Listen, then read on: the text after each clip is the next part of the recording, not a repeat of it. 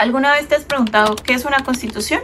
El autor Ferdinand Lassalle se planteó esto mismo en su libro ¿Qué es una constitución? Básicamente inició con dos simples preguntas: ¿qué es una constitución y cuál es su verdadera esencia? Pero, ¿qué pasaría si le preguntamos esto a un jurista? La constitución es un pacto jurado entre el monarca y el pueblo, mediante el cual se fijan principios fundamentales de las leyes y el gobierno. Que la definición del jurista es demasiado buena, no nos está diciendo qué es una constitución, sino para qué sirve o qué hace la constitución. Por este motivo, Ferdinand Lassalle replantea su pregunta: ¿en qué radica la verdadera esencia de la constitución? ¿Esto para qué? Para usar el método comparativo. Vamos a comparar dos cosas que son similares, la ley y la constitución, y vamos a denotar sus diferencias. La ley y la constitución son similares, pero no son iguales. Hay una desemejanza en que la Constitución es la ley fundamental. ¿Por qué se da esto? En primer lugar, la Constitución es el fundamento de las otras leyes. En segundo lugar, es el fundamento verdadero de las demás leyes. Y en tercer lugar, este fundamento es por un imperio de necesidad. ¿Qué quiere decir esto? Cualquier ley que se aplique en un país debe ser bajo el espíritu constitucional. Este debe ser el fundamento para cualquier ley que aplique en un país. Además, estas leyes se crean acorde a la necesidad de las personas. Pero, ¿qué es una constitución? Para Ferdinand Lassalle, la constitución es la suma de los factores reales del poder.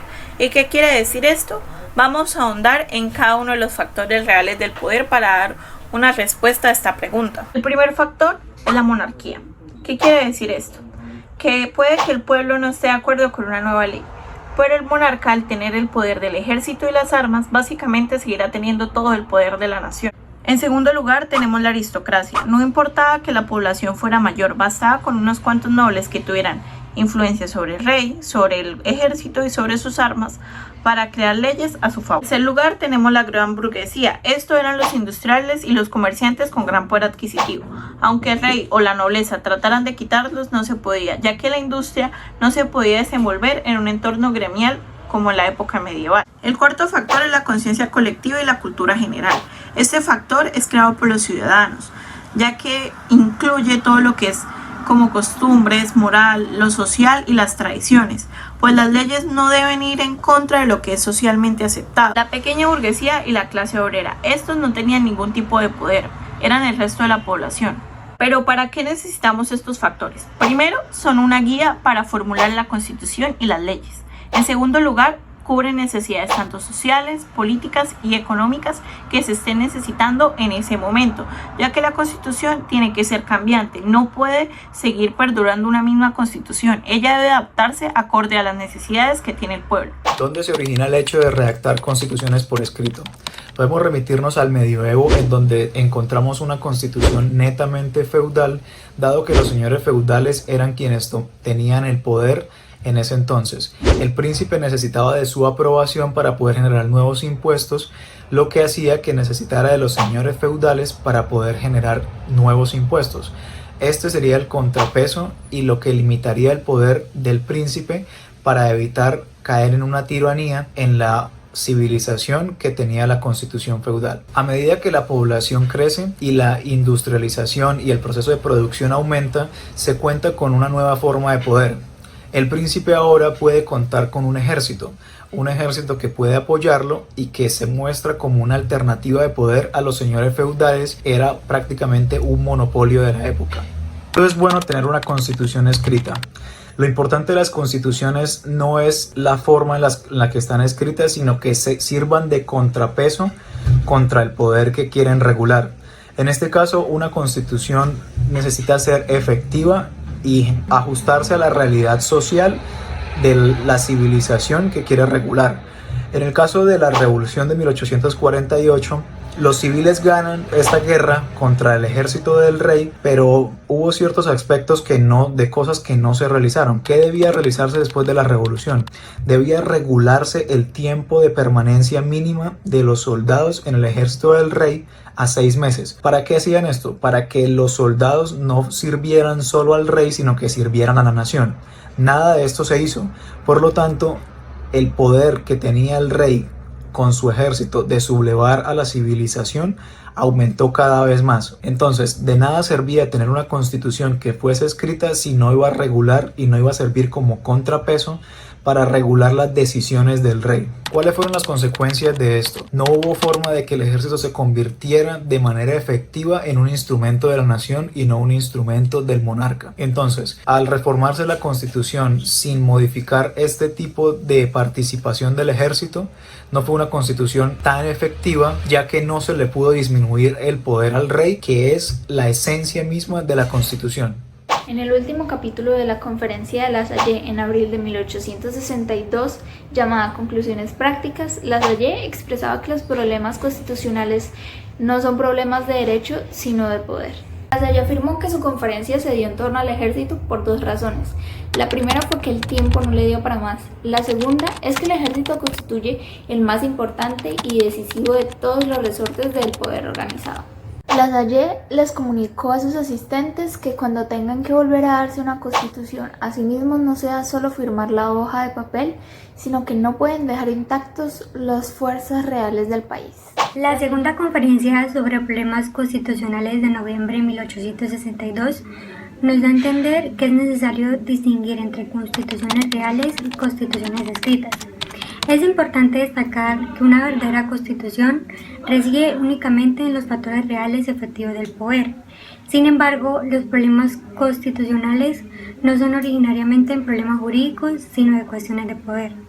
Las constituciones escritas solo valen y duran si son la expresión exacta de los poderes existentes en la sociedad. La verdad de la teoría confirmada por los adversarios. Sesión de la Cámara de Diputados del 12 de septiembre de 1863. El ministro de Guerra aludía a las mismas palabras de la teoría constitucional de Lasalle, pero con un tono conservador, y al mismo tiempo proclamando que todos estos oradores debían ser censurados por la misma Cámara. Es decir, él mismo desautorizaba la teoría constitucional de Lasalle que estaba proclamando. Violaciones de la Constitución. Práctica del derecho constitucional. El presidente Bismarck expone la teoría constitucional de Lasalle frente a los problemas de derecho y dice que el pueblo se quedará con la constitución escrita y que él se quedará con los factores reales del poder, que son los que dan la práctica constitucional y son los que deciden la norma. Medios defensivos. Explicación del medio que se busca en la teoría constitucional, de tal forma que exista un control contra los excesos denotados por la práctica constitucional. ¿Y cuál es el objetivo de la lucha? El derecho a aprobación de los presupuestos. Lo que le interesa al pueblo es que su poder absoluto prevalezca, cosa que ya está reconocida en la Constitución.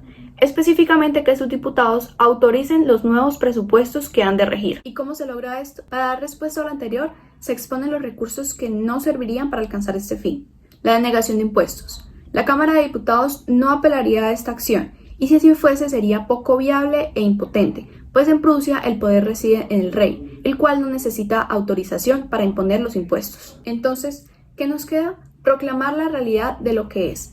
Lo que nos lleva al pseudoconstitucionalismo, que consiste en que un gobierno no se proclame en lo que en realidad no es, que un Estado absolutista no se proclame un Estado constitucional, pues eso serían simplemente engaños.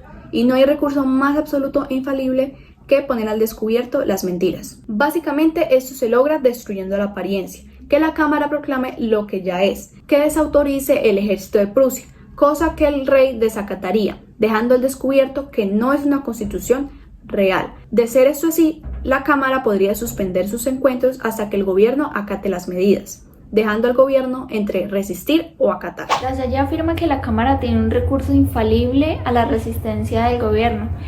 Esta es que la Cámara proclama aquello que ya es una realidad. El pseudoconstitucionalismo consiste en que el gobierno proclame aquello que no es.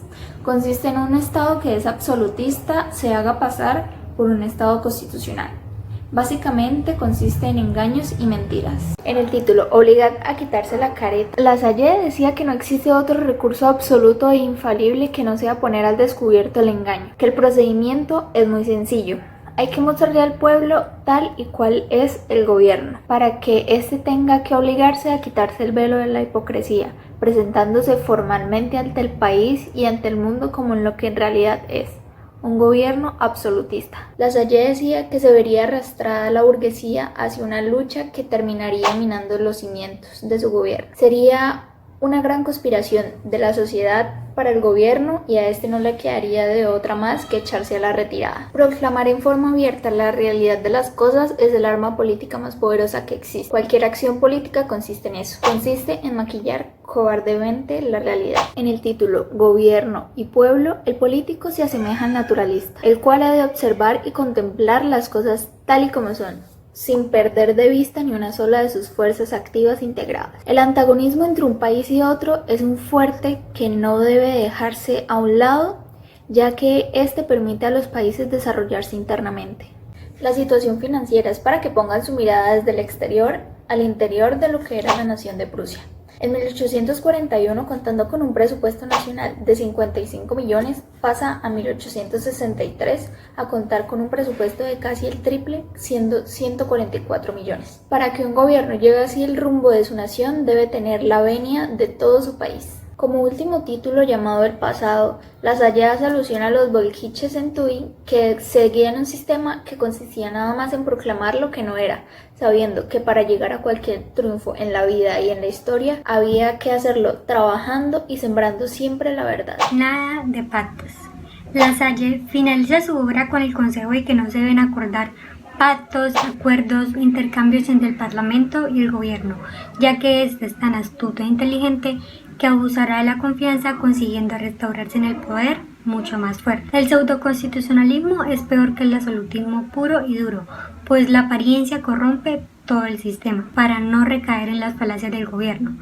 Primero, intercambio de opiniones entre la sociedad y el Parlamento. Segundo, una constitución verdadera que satisfaga las necesidades sociales. Tercero, nada de pactos. Y cuarto, limitaciones a través de los factores reales y efectivos del poder. Bueno amigos, esto ha sido todo por el video de hoy, espero les haya gustado mucho y no olviden darle muchos likes en la cajita de abajo. Nos veremos muy pronto.